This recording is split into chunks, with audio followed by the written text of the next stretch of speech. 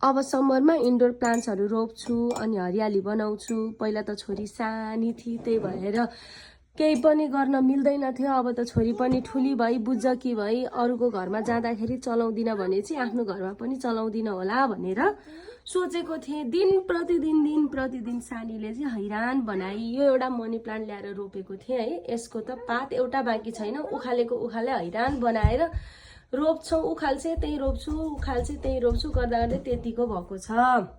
अनि मलाई चाहिँ अब त झन् ठुली छोरी के अरे छोरी ठुली भई अनि अब रोप्छु भन्दा नपाइने भयो भनेर एकदम चिन्ता भएको थियो। अनि प्लान्ट्सको बानी लगाउनु पर्यो भनेर के गर्यौँ भन्दाखेरि यो 3टा छ, यो 3टामा चाहिँ यो 2टा चाहिँ दुईटीलाई डिभाइड गरिदिउँ। एकतिर सानीले रोप्ने, एकतिर ठुलीले रोप्ने।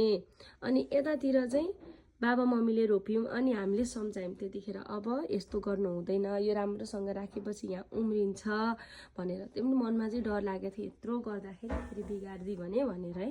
तर यो 3 दिन भयो उसले त्यसरी चलाएकी छैन। उसलाई बिहान के गर्ने गरेछ भन्दाखेरि पानी हाल्ने स्प्रे गर्नको लागि उसले आफैलाई सानी आउलाई स्प्रे गर्नुपर्छ भनेर बोलाउने अनि उसलाई स्प्रे गर्न लगाउने सँगसँगै त्यसपछिबाट यतिको रहेको छ।